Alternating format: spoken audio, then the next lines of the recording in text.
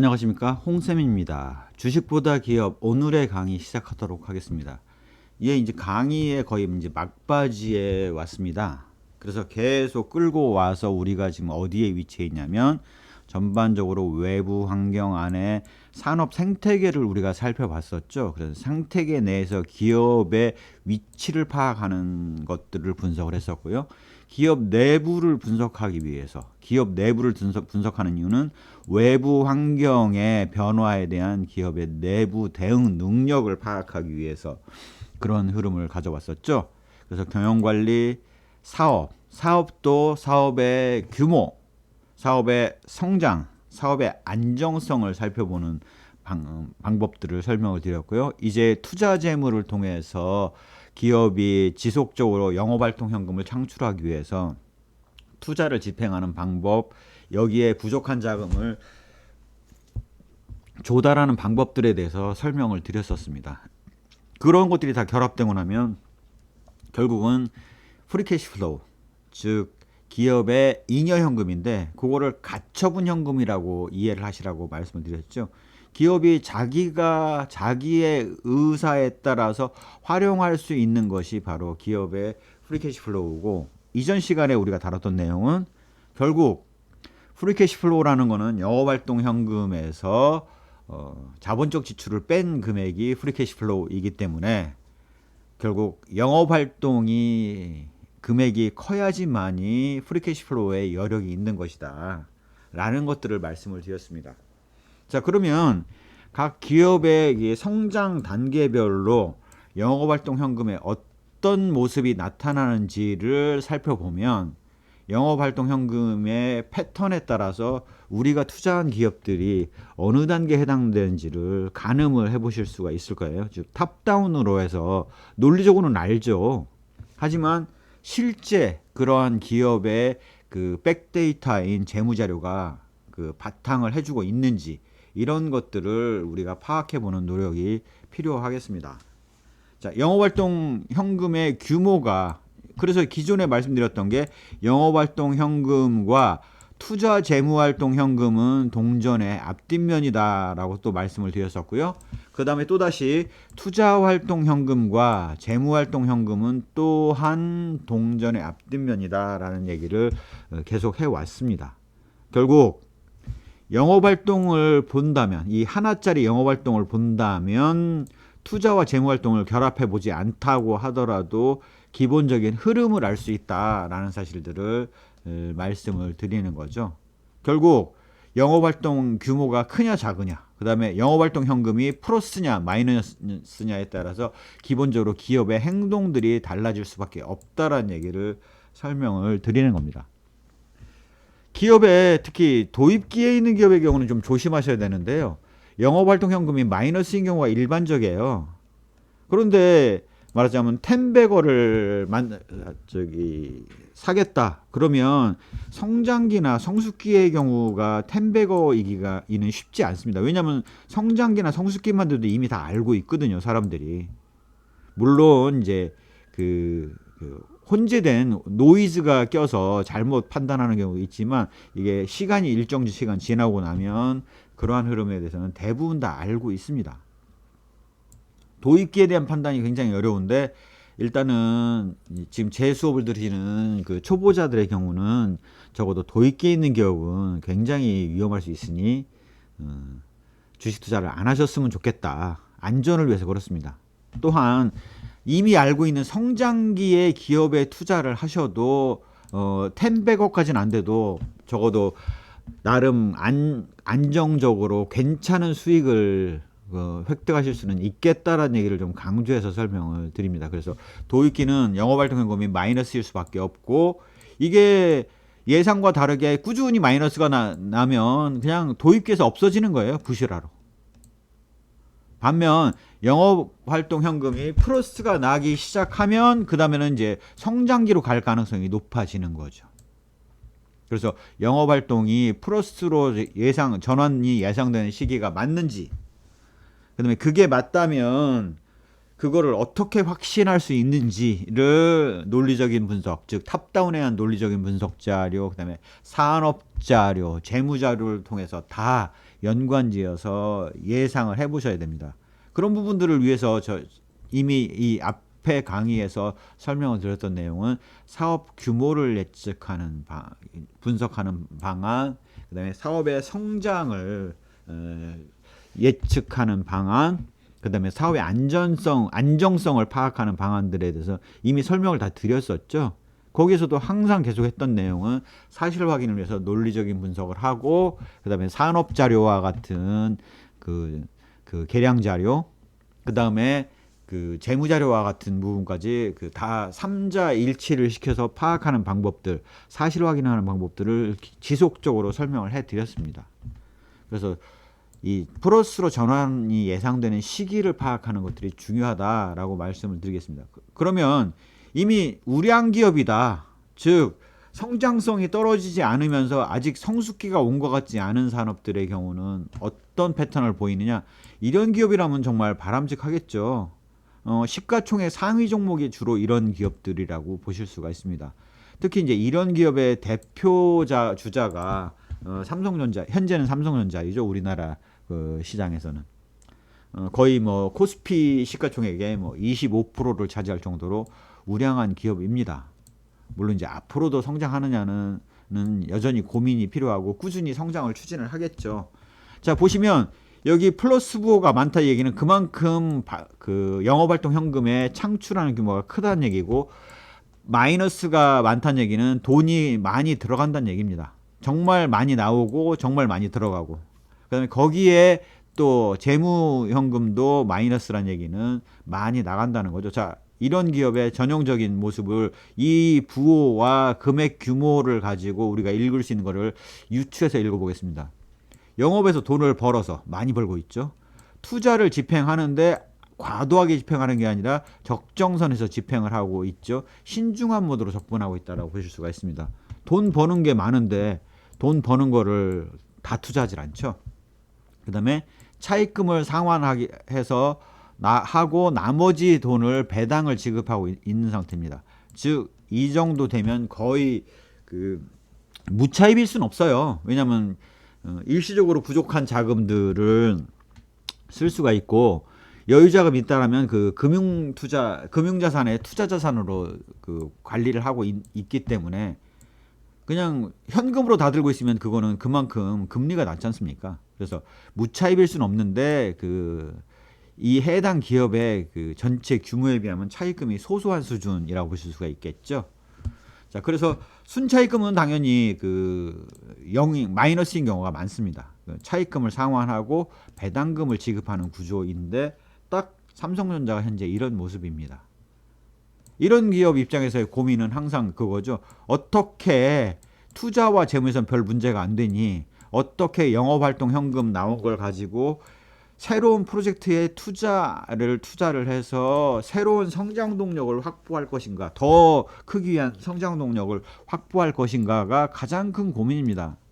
그래서 제가 삼성전자의 IR 쪽에 들어가서 막 질문하는 내용들을 듣고 향후 전망, 방향을 듣는데 제가 항상 궁금한 건 그거였어요. 과연 현재 영업활동 현금 갖고 있는 걸 가지고 어디에 성장 투자를 집행할 것인가. 물론 누구나 다 예상하고 있는 바죠. 삼성전자는 보유 현금을 도대체 어디다 투자해서 어떻게 차세대 산업을 이끌어낼 것인가. 그게 가장 관건이겠습니다. 그래서 이제 그런 부분에 대해서 이제 질문이 근데 안 나와요. 주로 이제 이런 질문하는 기회들이 다 이제 증권사 애널리스트처럼 이제 내년만 바라보는 사람들, 내년의 주가만 생각하고 있는 사람들한테 질문 기회가 가다 보니까 장기 투자에 대해서는 물어보지도 않고 아마 물어봤다고 하더라도 함부로 대답할 수가 없는 성격의 것일 겁니다. 그래서 그렇게 생각해 보시면, 그러니까 장기를 바라보는 주주의 관심과 내년만 바라보는 증권사 애널리스트들의 관심이 다르더라 라는 것들을 좀 생각해 보시면 많은 시사점이 있으실 것 같아요. 자, 그러면 이런 우량 기업이 되는 게 누구든지의 목표일 텐데, 그러면 도입기에 있는 기업은 어떤 패턴을 보이냐? 도입기에 있는 기업이 영업에서 돈을 벌기가 쉽지 않습니다. 외견상 이익은 나죠. 당기순이익은 적자일 수도 있죠. 날 수도 있고. 하지만 에비타 기준으로는 적자일 가능성이, 흑자일 가능성이 있습니다. 하지만 실상 아직까지는 운전자본 깔리는 것들, 이런 것들까지 포함해서 계산하면 현금음표상의 그 영업활동 현금은 마이너스일 확률이 있습니다. 그래서 초기 기업이다 보니까 그렇고요. 투자는 지금 돈이 없다 보니까 집행하기가 쉽지 않은 상태예요. 그래서 차입 조달을 하거나 아니면 엔젤 투자를 받아갖고 유상증자를 해서 받고 싶어 하죠. 그래야지 여기서 돈을 받아야지 투자에 자금 집행을 하지 않겠습니까? 설립 초기에 영업에서 돈을 벌고 있지 못하나 유상증자나 차입을 통해서 자금을 조달하여 투자를 집행하고 있고 투자 대안을 마련하고 있는 상태이다라고 보실 수가 있겠습니다. 요게 조금 더 지나면 사실은 재무활동에서 조달하고 이게 이제 한계에 봉착을 하죠. 어느 정도 이상의 자금을 조달하고 나면 은행에서도 돈 잘 안 빌려주죠. 그 다음에 엔젤 투자를 만난다는 게 쉽지 않죠. 그러다 보니까 이제 이런 기업들이 이제 가장 바라는 게 뭐 손정희 회장 같은 사람을 만나서 엄청난 투자를 지원을 받는 거를 선호하죠. 그러나 이제 아무나 그렇게 할 수는 없는 겁니다. 그래서 그런 상태에서 이제 자금이 모이면 그 다음에는 투자를 집행하는 단계로 넘어간다라고 보실 수가 있어요. 그러면 재무활동 현금은 플러스 하나짜리가 되는 거고 투자활동 현금이 마이너스 2개짜리가 된다라고 보실 수가 있습니다.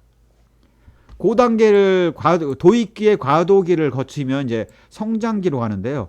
이 성장기의 기업들은 기본적으로 그 성장을 하고 있기 때문에 영업활동 현금은 창출을 하고 있습니다. 그런데 이 사업이 잘 될 것 같지 않습니까? 그러니까 엄청난 투자를 집행을 하고 있어요. 영업에서 번 돈보다 더 많은 액수를 집행을 하고 있죠. 그러니 자금이 당연히 부족할 수밖에 없고 이런 경우는 성장기에 이미 도달한 기업의 경우는 유상증자를 잘 안 해요. 집은 돈 잘 벌 것 같은데 그 돈을 나눠주기 싫은 거죠. 그래서 주로 차입을 통해서 자금을 조달합니다. 영업에서 돈을 벌고 있으나 투자 규모가 커서 차입을 통해서 자금을 조달하는 형태. 내지는 뭐 LG화학 같은 경우가 이제 가장 대표적인 사례라고 볼 수 있는데요. 엄청난 돈을 넣어야 되는데 차입을 끌어다 쓰는 것도 이제 좀 한계가 있을 것 같아요. 무슨 한계냐면 신용도를 안 떨어뜨리고 자금을 추가로 모집하고 싶은데 그게 쉽지 않아 보이거든요.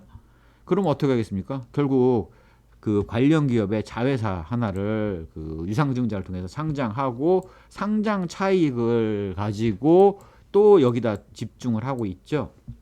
투자를 강행을 하고 있습니다. 자, LG화학이 요즘 어디다 투자하고 있어요? 양극재, 음극재, 전해질, 분리막. 특히 LG 에너지솔루션에 양극재를 납품하기 위한 성장 투자를 집중을 하고 있지 않습니까?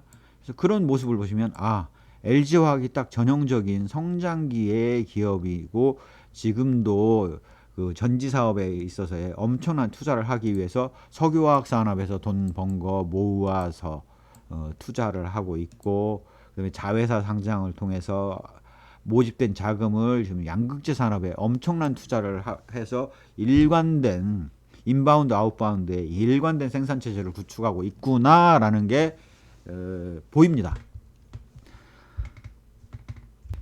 성숙기에 들어간 회사는 예의가 좀 다르죠. 영업에서 버는 돈이 있지만 성장을 많이 할 것 같지 않기 때문에 이제 투자 집행은 많이 줄어듭니다. 대신 그동안 투자를 늘려가기 위해서 자금 조달했던 것들에 대해서 상환이 이루어지기 시작하면서 그 차입금을 줄여나가는 단계라고 볼 수가 있죠.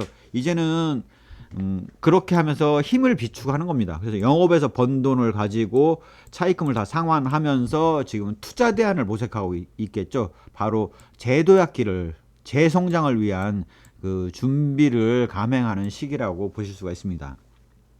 이전에 제가 우량 기업의 투자 패턴에 대해서 설명을 드렸죠. 한 3개년 정도의 영업활동 현금을 모아서 1차 투자를 집행하고 2차 투자에서는 부족한 자금을 차입 조달을 해서 투자를 집행한 다음에 영업활동현금 증분과 영업활동현금에 모아놓은 돈을 가지고 차입했던 돈을 상환하는 구조로 가고 있다. 그게 이 상환하는 구조라고 보실 수가 있어요. 영업에서 돈을 벌고 있으며 경상투자를 집행하고 아직 신규 투자 대안을 마련하지 못했기 때문에 투자를 경상투자선에서 집행을 하고 남는 돈은 차후에 차입 조달을 위한 금원을 마련하기 위해서 일단은 차입금을 상환하고 그다음에 그동안 기다려준 주주들을 위해서 배당을 집행하고 있는 거죠. 성장기에 있는 기업들의 경우도 대개는 배당을 조금씩은 해요. 하지만 턱없이 부족한 액수를 배당하고 있다고 보시면 되겠고요. 성숙기에 들어가면 배당을 집행하면서 돈을 모으고 있는 단계라고 보시면 되겠습니다.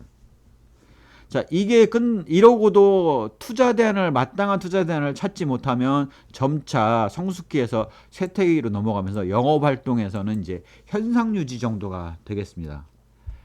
투자 대안을 마련하지 못했기 때문에 투자활동 현금도 별로 들어갈 게 없죠. 경상투자 정도만 있고 여전히 지금 쪼그라들고 있는 상태라고 보실 수가 있겠습니다. 그러고 나면 이제는 이미 성숙기에서 차입금을 많이 갚았지 않습니까?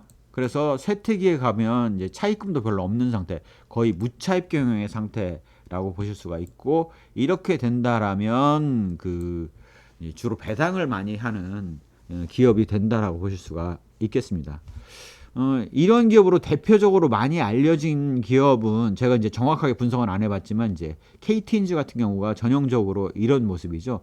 퍼가 굉장히 낮은 기업이라고 보실 수가 있겠습니다. 그래서 그런 기업들이 쇠퇴기가 아닐까라는 의심을 해봐야 되는 기업이다. 이런 기업은 항상 문제가 그거죠. 도대체 신규 사업 영역을 어떻게 론칭할 수 있을지, 어떻게 키워나갈지. 지금 쇠퇴기로 가서는 안 되고 적어도 성숙기를 유지하거나 아니면 성장기로 재도약을 해야 되는데 과연 어떻게 할지가 가장 큰 고민이라고 볼 수 있습니다. 대개는 이런 기업이 항상 갖고 있는 문제는 왜 쇠퇴기인 걸 알면서도 대안을 마련을 못할까요? 예, 그거는 기존에 영위하던 사업이 너무 사업성이 좋았던 거예요. 그런 마땅한 사업, 그런 정도의 수익성을 낼 수 있는 사업이 많지가 않은 거죠. 그러다 보니까 위험 감수를 하고 수익성이 떨어지는 사업을 들어가야 되는데 그게 쉽지 않은 거예요. 또한 기존에 잘해왔던 쪽으로 인력이 특화가 되어 있기 때문에 새로운 사업에 들어가는 것 자체가 굉장히 어렵다라고 볼 수가 있습니다. 예를 들자면 뭐 은행 같은 경우도 전형적인 모습이 이런 모습을 그대로 보이고 있죠. 배당만 잔뜩 합니다. 그래서 금융기관들이 퍼가 낮을 수밖에 없는 거예요. 그래서 그런 식으로 개념을 생각해 보시면 영업활동 현금이라든가 이런 부분들의 흐름이 이렇게 될 수밖에 없겠구나라는 것들을 보실 수가 있습니다. 도입기에서 부실화될 수도 있고 이런 기업 주식 투자하면 망한다라는 강의에서 설명드렸던 것처럼 이런 기업 주식 투자하면 망한다라는 그 강의 1탄에서 설명드렸던 것처럼 당연히 도입기에 있었던 기업이 쇠퇴기를 거쳐서 부실화될 수도 있고 성장기에 가다가 확장 판매량으로 부실화될 수도 있고 성숙기에 있다가도 부실화될 수가 있습니다. 이런 경우는 본원적으로 일단 여기 도입기와 비슷하게 영업활동 현금이 마이너스죠. 이제는 돈을 버는 게 아니라 사업을 영위하면 할수록 돈이 나가는 구조예요. 그런데 본업을 중단을 하면 돈을 못 버니까 경상투자를 겨우겨우 집행을 하면서 일단은 돈을 뽑아내는 쪽을 하는 거고, 부실을 극복하기 위해서는 자금 차입을 열심히 노력하지 않겠습니까? 그런데 이제 문제는 은행들도 이 모습을 보고 안다는 거죠. 영업에서 적자하나? 영업 적자면 우리가 대출 취급을 못하지. 영업이익이 마이너스야? 당기순 손실을 내고 있어? 이개년 당기순 손실이야? 그러면 여기에 자금 회수해 라고 들어갈 수가 있는 거죠. 그래서 차입이 잘 안 됩니다. 주거래은행이 이제 과거의 내용들을 속속하게 보면서 단기성으로 자금을 일부 빌려드릴게요 라는 정도겠죠. 그런 경우에는 말하자면 특별한 새로운 사업 대안을 마련하기 전까지는 상당히 어렵고 조만간 상장 폐지될 가능성이 높은 기업이다. 이제 얼마 안 남은 기업이다라고 보실 수가 있겠습니다. 제가 그래서 코스닥 법인들 중에서 2개년 연속 영업활동 현금이 마이너스면 손해를 봤더라도 털고 나오는 거를 좀 고민을 해보시라 라는 말씀을 드리는 거예요. 영업활동 현금 마이너스 2개년 정도 되면 회사가 재산 남아있는 게 거의 없다라고 보시면 많이 안 틀려요. 뭐 사무실밖에 없다든가, 아니면 이런 기업들이 주로 하는 작업 중에 하나가, 뭐 모든 기업이 그렇진 않지만 일부 그 모럴 해자드가 있는 기업들의 경우가 백도어 리스팅이라고 하죠. 코스닥 법인 등록을 도입기에 있는 기업들이 갖출 수가 없지 않습니까? 부실화 가능한 기업들은 이미 상장 코스닥사로 이름을 올려 있는 기업이잖아요.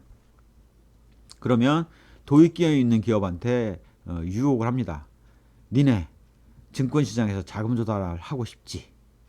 우리 회사에 합병해서 들어와서 나한테 얼마 주면 내가 우리 사업부 가지고 나가고 네가 상장사로 코스닥 등록 상장사로 남아 있어 라고, 나 빚 갚아주고 얼마만 줘 라고 하면서 백도어 리스팅으로 들어가게 되죠. 이제 그런 기업들을 사는 기업에는 정말 백도어 리스팅용으로 들어가는 기업이 있고, 아닌 경우는 이미 앞번 강의에서 설명드렸던 것처럼 무자본 인수, 무자본 M&A 사기를 치는 기업일 수가 있다라는 것들을 말씀을 드립니다. 그래서 본인이 주식 투자를 한 기업들이 과연 영업활동 현금이 2개년 연속 플러스인지 2개년 연속 마이너스인지에 따라서 이 가능성을 한번 생각해 보시기 바랍니다. 영업에서 돈을 벌지 못하고 돈이 나가고 있고 경상투자를 지평해서 자금을 차입해야 되는 수준입니다. 소액 차입밖에 못하죠. 부실이 완전히 발생한 기업들은 대개 영업에서 돈을 벌지 못하고 있고 자금을 은행에서 회수하고 있죠. 자, 만기들이 하면 자금 갚으세요. 그러니까 재무활동 현금으로는 계속 들어갑니다. 그런데 없는 돈을 못 벌었는데 자금을 갚으려면 어떻게 해야 되겠습니까? 당연히 보유하고 있는 사업, 공장 다 팔아야죠. 금융자산 다 팔고, 그래서 회사에 남아있는 자산이 다 팔고 나면 남아있는 게 없어요. 그 돈 갖다가 다 차입금 메꾸고 있습니다. 안 그러면 부도 낸다니까. 영업에서 돈을 벌지 못하여 자금을 회수당해 유형 투자자산을 매각해서 충당하죠. 자, 유형 투자자산을 매각을 하면 이 회사가 유형 자산을 매각을 하면 아무것도 못할 것 같죠? 아닙니다. 대개는 맨 처음에는 세일 앤 리스백으로, 그래 우리 사옥하고 공장을 사가고 우리가 그 반절 정도를 그 전세 자금을 내고 임차를 해서 들어갈게요. 그 다음에 계약 조건상 우리가 이 사옥을 되팔 땐 우리한테 먼저 살 수 있는 권한을 주십시오. 우리가 인수 못한다고 하면 그때는 당신 마음대로 처분하세요 라고 하면서 세일 앤 리스백, 즉 있는 자산을 활용하면서 영업을 해야 되니까 활용을 하면서 하기 위해서 세일 앤 리스백으로 먼저 앉습니다. 이제 그러고도 안 되면 어쩔 수 없이 이제 공장도 닫고 사옥도 비워줘야 되고 해서 이제 구로 쪽에 사무실 하나 얻어서 나가는 거죠. 이게 바로 부실 기업의 전형적인 모습입니다. 이미 이런 기업들의 경우는 퇴출을 당했죠. 회계 감사 보고서를 보면 계속 기업으로서의 존속 가능성에 대한 의문이 들어서 감사 의견을 표명하지 않습니다. 그 다음에 감사 범위를 이제 있는 그대로 보여주면 안 될 것 같으니까 감사 근거 자료를 안 내밀죠. 그래서 감사 범위 제한에 따라서 의견 거절합니다. 내지는 억지로 재무제표를 꾸며놨기 때문에 해당 기업의 그 감사 결과 감사인의 의견대로 수정이 이루어지지 않아서 부적정입니다. 회계 기준에 맞지 않습니다. 이런 식으로 되면서 코스닥 등록이 취소되는 경우가 많습니다. 코스닥 법인이 다 나쁜 건 아니고요. 상장사 중에서도 이런 그 근근히 겨우 이끌어 나가는 기업들이 있는데요. 그런 기업을 파악하는 가장 좋은 방법이 있습니다. 영업이익 가지고, 그러니까 결정적인 기준은 에비타 가지고 금융비용, 이자 비용을 규모하고 봤더니 에비타가 적더라. 그 얘기는 뭡니까? 이 회사는 현재는 살아있지만 영업에서 번 돈 가지고 이자를 못 갚는 회사라는 얘기잖아요. 내지는 그거보다 더 높은 기준을 쓰고 싶다면 영업이익과 이자 비용을 비교해 봤더니 영업이익이 이자 비용보다 낮더라. 그러면 그 기업은 부실화 가능성이 굉장히 높기 때문에 상당히 조심해서 보셔야 됩니다. 현재는 상장 폐지 요건에 안 들었을 수도 있어요. 왜냐하면 영업이익이 낮으니까. 하지만 이자 비용을 못 내면서 빚이 계속 늘 거고 어느 순간부로는 이제 영업이익 가지고 이자를 감당하지 못하는 수준으로 악순환 고리에 빠져 있는 회사라고 볼 수가 있거든요. 그래서 그런 기업들을 좀 잘 살펴보시면 적어도 부실화돼서 주식이 휴지가 되기 이전에 손해를 많이 봤더라도 빠져나올 수가 있다 라는 것들을 알 수가 있습니다. 가장 정확한 지표는 바로 영업활동 현금이에요. 그래서 제가 계속 말씀드리는 게 영업활동 현금이 마이너스임에도 불구하고 당기순이익을 내는 기업들이 있다. 하지만 영업활동 현금이 마이너스일 때는 기본적으로 부실화되고 있는 것이다. 도입기 이후에 바로 부실화되거나 아니면 성장기, 성숙기, 쇠퇴기 이후에 부실화 과정을 겪거나 라는 것들을 통해서도 좌우간 부실화가 발생할 수 있으니 적어도 그런 기업을 투자하고 있다면 상당히 파악을 열심히 해서 플러스 전환이 가능하다라고 볼 건지 아니라고 볼 건지에 대한 판단을 잘 하시라. 보시면 딱 여기서 이 영업활동현금이 플러스냐 마이너스냐가 모든 걸 좌우하지 않습니까? 나머지는 그냥 양념해요. 그렇기 때문에 현금음표를 보시라는 얘기를 이전 시간에도 강조해서 말씀을 드렸고 영업활동 현금이 늘어야지만이 기업 가치가 올라간다는 얘기를 이전 시간에 했던 겁니다. 예, 현금 흐름 구조와 기업의 상태를 매칭해서 보는 것들이 쉽지는 않습니다. 제가 숫자로 제시하면 괜히 헷갈릴 것 같아서 일부러 크다 작다라는 것들을 부호의 개수를 갖고 표현을 해서 이러한 패턴을 좀 파악해 보시라고 좀 말씀을 드렸고요. 사실상 유추 해석을 해놓은 결과를 놓고 보면 해석이 굉장히 쉽습니다. 그런데 유추 해석을 한번 가려놓고 영업활동 현금, 투자활동 현금, 재무활동 현금의 부호만 놓고 한번 읽어보세요. 이게 쉬운지. 절대 쉽지 않습니다. 따라서 이러한 노력을 꾸준히 해서 자기 기업을 여기에 대입을 해서 살펴보셔야지 이렇게 현금표상의 그 금액의 흐름을 가지고 제대로 분석할 수 있는 능력을 갖추실 수 있다라는 얘기를 좀 강조해서 설명을 드리겠습니다. 예, 제 강의가 도움이 되셨다면 구독, 좋아요, 알림 설정 부탁드리겠습니다. 감사합니다.